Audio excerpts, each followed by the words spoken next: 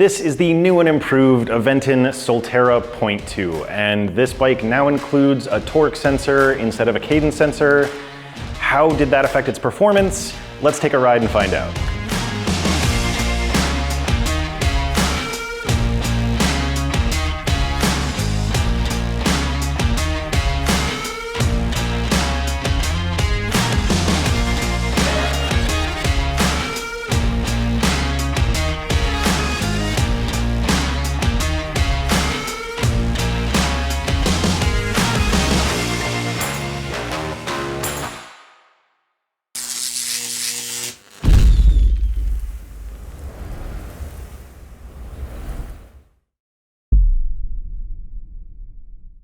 Hey everyone, I'm John with Electric Bike Report.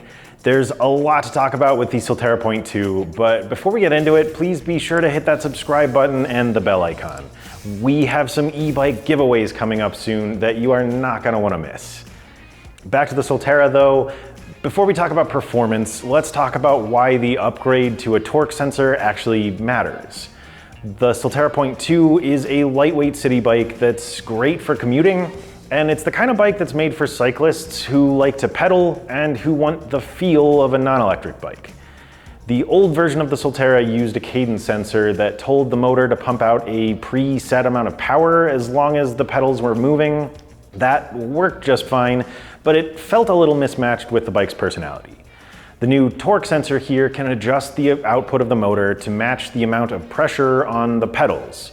So when I was testing the bike, the motor gave me more power when I pedaled harder, and if I backed off to a more casual pace, the motor relaxed and adapted to that.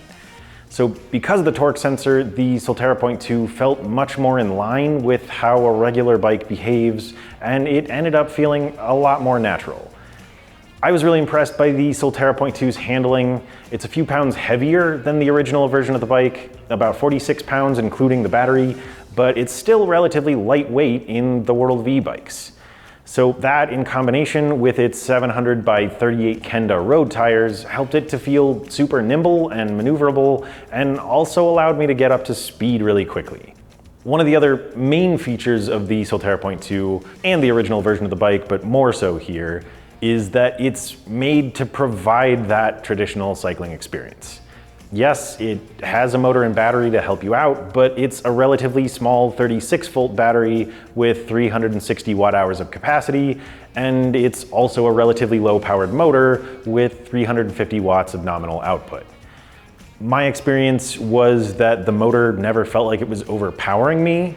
I felt like I was riding a regular bike and I was still able to get a good workout, but I could go faster and travel farther without being totally exhausted. So I mentioned the motor and battery a little bit, but I want to point out that the battery is removable. And that's not always something you find on city bikes. With many of them, you've got to take the entire bike inside for charging, but it's a lot less of a hassle to just pop the battery out, plug it in, and let it do its thing. When it comes to the rest of the specs here, there's not a huge number of things to cover. This bike keeps things pretty simple. There's a 7-speed Shimano tourney drivetrain with a 48-tooth chainring and a 14 to 28-tooth cassette. We've had some ghost pedaling issues with similar setups on Class 3 bikes, but with the Soltera.2 being a Class 2 limited to 20 miles per hour, we were happy that it worked really well here. The bike uses Tektro mechanical disc brakes with 180mm rotors. Most of the time we prefer hydraulics, but they're not always necessary. We'll talk about how these performed in our brake test section very shortly. There's a Cell Royal saddle here that's fairly slim, but still pretty well padded. And then there are tail lights on the seat stays that function as brake lights, as well as turn signals. That's another one of the upgrades here that helps out with safety. Up in the cockpit though, we've got ergonomic rubber grips. The left handlebar has the bike's control panel for quick access to the turn signal buttons and the pedal assist adjustment. The right bar has a little bell and also includes a Revo Shift twist shifter, which I thought was a really nice inclusion here. It keeps things feeling clean and the shifting was really quick and crisp. There's also a small headlight up front and the standard full color Aventon display, which we really like because it's well organized, but also because it's still fairly uncommon to get color displays on bikes in this price range. The Soltera.2 also pairs with the Aventon app for data tracking and access to the community of other Aventon e-bike owners. There are some settings customization options as well. For example, I was able to unlock the bike to a max speed of 25 miles per hour. That about wraps it up though. Let's talk about our tests. So as I mentioned, the Soltera.2 uses Tektro mechanical disc brakes, and these use 2-piston calipers on 180mm rotors. We tested the system by pedaling the bike up to 20 miles per hour, applying the brakes, and then measuring the distance it took the bike to stop. So after 3 tests, we averaged our results and ended up with 22 feet and 10 inches. This was a really solid result. We compared the Soltera.2 to all of the other city e-bikes we've tested previously, and it stopped about a foot beyond our average for that category, but that's well within our tolerances, so we're pretty satisfied even though this is a mechanical system. The reason this system is effective just comes down to the bike's weight. Lighter bikes are easier to slow down, so the Soltera.2 doesn't really need the additional stopping power of hydraulic brakes. These are also a little easier to maintain, and they help keep the cost of the bike down too. Bottom line, the bike is spec'd appropriately and its brakes are safe and effective. I performed our speed test on the Soltera.2 to determine how fast it could go in each of its pedal assist settings, and I also tested the throttle to find out how quickly it could hit 20 miles per hour. Let's see what happened. All right, I'm here on the Aventon Soltera.2 to do a speed test. We're going right about 12 miles an hour with no motor assistance and fairly casual pace here. Let's kick it up to eco mode, shift up into 4th gear. I feel that motor engage right away and give me a boost that makes pedaling just incredibly easy. The setting is very effective. And we are going at about 15.5 miles per hour here. And I'm up into 5th gear. Let's go up to tour mode. And I'm noticing that basically every pedal assist setting just gives me a little bit more of a boost with every pedal stroke here. So in tour mode, we're getting about 17.5 miles per hour. Let's bump it up to sport mode. I'm just feeling like I'm cruising very, very comfortably right now. We're at about 18.5 miles per hour. And then let's bump it up to turbo mode.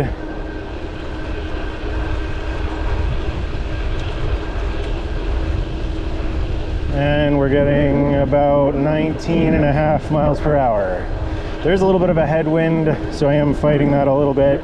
But overall very comfortable ride here. So let's talk about that. All right, I'm here on the Aventon Soltera.2 to do a throttle acceleration test from 0 to 20. So let's start with that now. Little bit slow to engage, slow building power, but you kind of expect that with a 350 watt motor. And we're building slowly up to 17.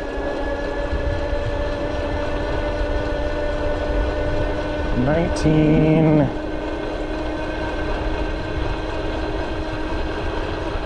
And we are at 19.9. I think that's about as fast as it's going to get. Let's talk about that throttle acceleration test first. As you could see, the throttle took quite a bit of time to build up to its max speed. That's something to be aware of, but I learned to think of the throttle here as a way to just take a break from pedaling for a bit instead of a way to get up to speed quickly like throttles on more powerful bikes. I wish it had a bit more juice, but I'd rather have a less punchy throttle than no throttle at all. For the pedal assist test though, I was really pleased that the Soltera.2 was easy to pedal without the motor. This gives you the option to ride it like a regular bike or get home pretty easily if the battery dies. I measured about 12 miles per hour with just my own effort, but that jumped up to a pretty zippy 15.5 when I bumped it up to eco mode. Like most of the newer Aventon bikes, there are 4 pedal assist settings, including eco mode, tour mode, sport mode, and turbo mode. So moving up to tour, I hit about 17.5 miles per hour, then 18.5 in sport, and finally around 19.5, approaching 20 in turbo mode. The speed distribution we measured here was a similar pattern to what we've seen on most of Aventon's bikes. Eco mode is a pretty big jump, and then the higher settings sort of flatten out a little bit. One thing to keep in mind here is that with the torque sensor, the speeds can really vary quite a bit depending on how hard you're working. I kept a relatively moderate amount of effort throughout the test, so that bumped my speeds up higher than if I pedaled more casually, but I think most riders are going to put in some legwork, especially if they're used to riding an analog bike, so their speeds should be pretty similar to what I ended up with.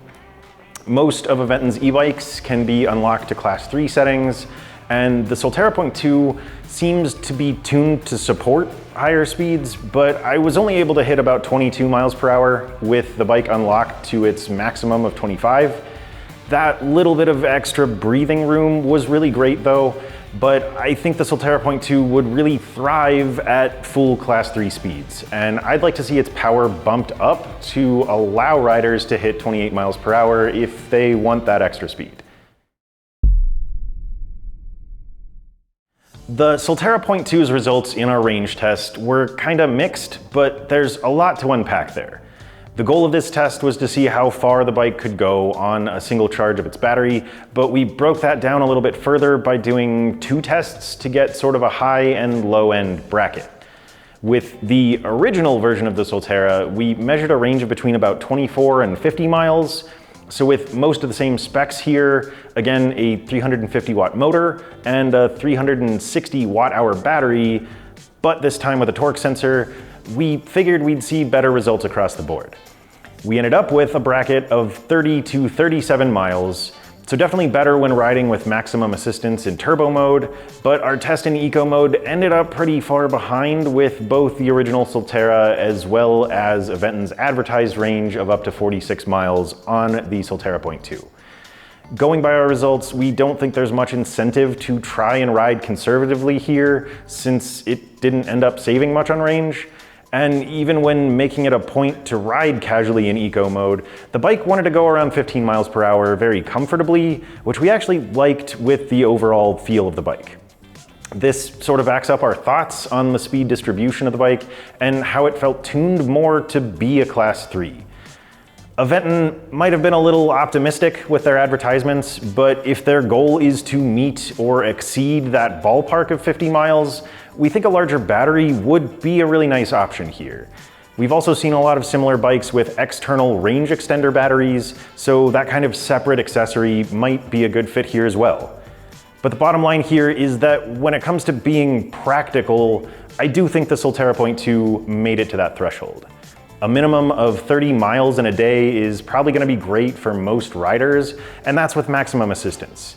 So with a bit more active pedaling, which this bike definitely encourages, anything over that is just kind of the icing on the cake. As always, Justin performed the hill test with the Soltera.2. He pedaled up Hellhole Trail in turbo mode and also tested the bike's throttle. I'll pass you over to him so you can see how it went. Okay, so here we're on the Aventon Soltera high step 350 watt rear hub motor, and even though it's a lightweight bike, I'm not actually expecting it to make it up this hill. Not many 350 watt rear hub motors. They're kind of designed to feel more like a regular bike, make it up. But we'll see, we're down to 4, down to 3. Kind of get a decent sense for how that low end torque works just for a second here, and I'll go as long as I can. If it makes it up, I'd be shocked. So kind of holding constant right about that 2 mile an hour range. I'm not having to shift around too much. I will say it's a little bit farther than I expected it. You have to have good balance here, but it's not going to make it. So I'll call it there. Okay, now we're on the pedal test on the Solterra, and we'll see how this does, you know, with the new torque sensor. These bikes are kind of designed to feel more like regular bikes, and so I don't think it's just gonna push me up the hill. But I will try to keep like a fairly constant amount of power that I'm putting in, you know, through this very steep section, right around 7 miles an hour. I'm having to shift, you know, to an easier gear like a normal bike, down to 5, 6.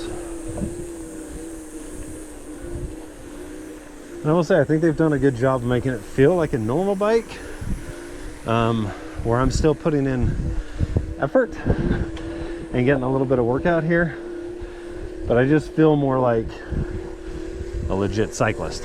You know, climbing up a steep hill. So through this next section, I'll let you listen to the motor, see kind of the sound. It's fairly quiet, so I'll let you listen.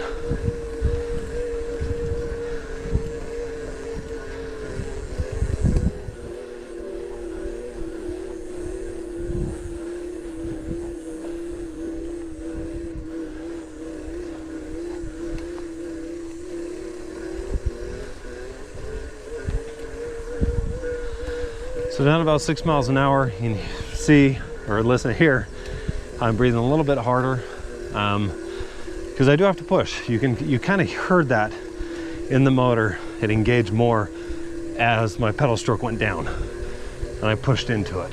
So I think for the overall goal of making this feel like a more natural ride, definitely does. No, it's not a hill charger that'll do all the work for you, but you can still get up a really steep hill on the Solterra. It feels smooth. I like how it's not a single gear, so I can shift into that easiest gear if I need to. But yeah, definitely makes it up hills and feels nice and smooth. So as Justin said, we really didn't expect the bike to make it on just throttle power. We've found that 350 watt motors just usually don't have the juice to handle hellhole.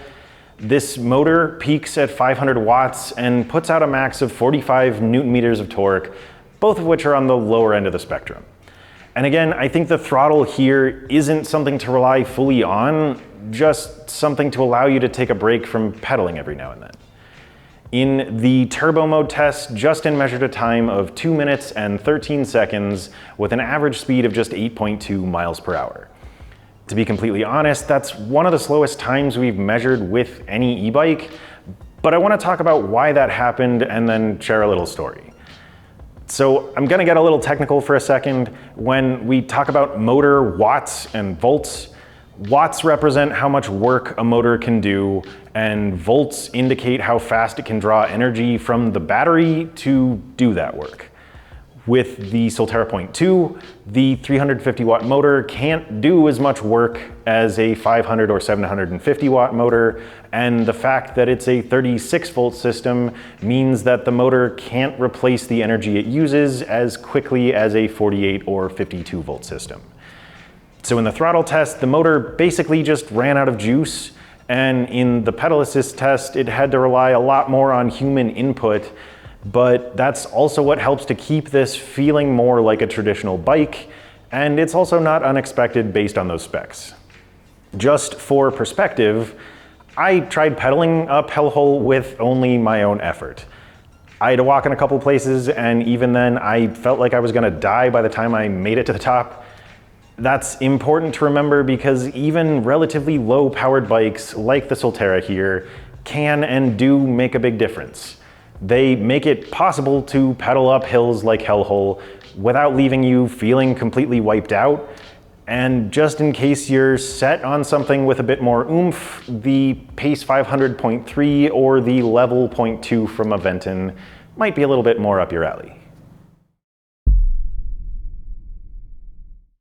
Nothing is quite as useful as actually seeing what it's like to ride a bike, so let's take another spin and talk about the Soltera.2's ride quality.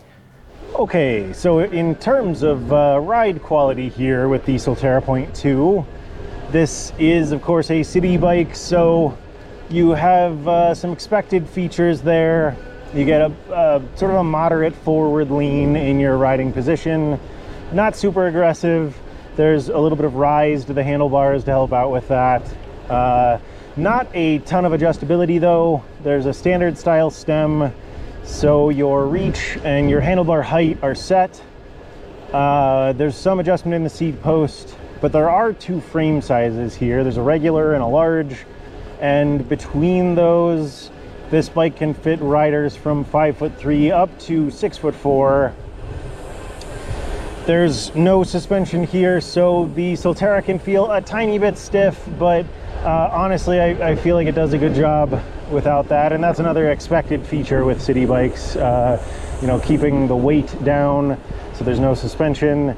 Good handling though, great maneuverability. That's partially because of the weight here, but also just because of the 700 by 38C tires. They're fairly narrow, but I feel like they actually give a fair amount of stability for the size and the weight of this bike. And then of course there is the 350 watt motor, the rear hub with a torque sensor, and that, you know, in my experience with Aventon bikes, this feels the most like a non-electric bike because of that torque sensor, where the motor responds right away to your level of pedal pressure, and, you know, just gives you a natural and responsive feel that is just thoroughly enjoyable. And of course you have 5 different pedal assist settings, so those sort of vary the amount of power and the amount of distance you can go with each stroke of the pedals. So let's talk about that stuff a little bit more. So one quick correction. I said toward the end there that there are 5 pedal assist settings, but again, there are just 4. I mentioned the handling of the Soltera.2 earlier, but that was the really big thing in terms of ride quality in my mind. This was a really comfortable bike as well, but its ability to weave and take corners pretty tight was definitely one of its core features. I do want to point out that the steering angle was another thing that was changed with this version of the bike, and I think it made a big difference. It was more comfortable than the original version, but it felt a lot more responsive in its handling too.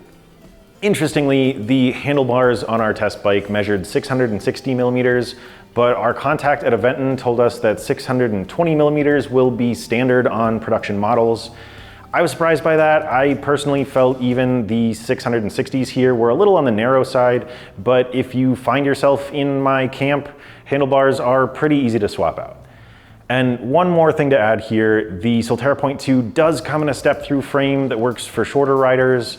That frame also has 2 sizes. There's a regular size that fits riders from 4'11" to 5'7", and also a large frame that accommodates those from 5'7" to 6'1". We'll be doing a separate review on that bike, so be sure to subscribe and hit the bell icon to get notified when that goes live. The original version of the Solterra was one of the first bikes that I really latched onto here at EBR. To me, it felt a little like an underdog in the Aventon lineup when put up against bikes like the Adventure or even the Level, but it had a lot of heart and character that just sort of drew me in. With the Soltera.2, Aventon made some improvements that radically altered the ride experience, at least mostly for the better.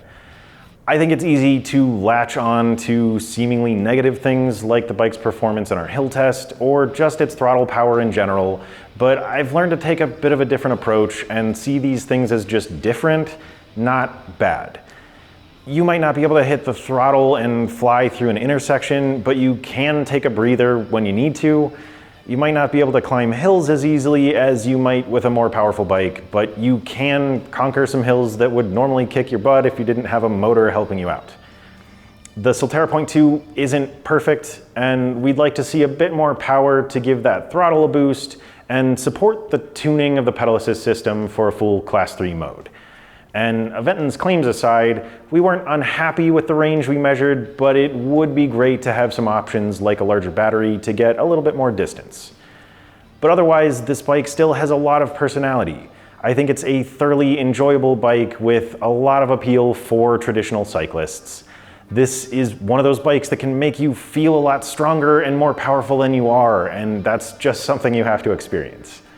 Thanks for watching. We'll leave a couple of links in the video description in case you want to dive in a little deeper. One for the Soltera.2's page on the Aventon website, and another to my written review at electricbikereport.com. If you decide you want to try the Soltera for yourself, please use our link to make a purchase. It won't cost you anything extra, but it is a way to say thank you by helping to support us. And again, please like and subscribe. You definitely don't want to miss out on the e-bike giveaways we have coming up. And feel free to drop us a line in the comments section if you have any questions. That's all for today. Again, I'm John with Electric Bike Report, and this is the Aventon Soltera.2.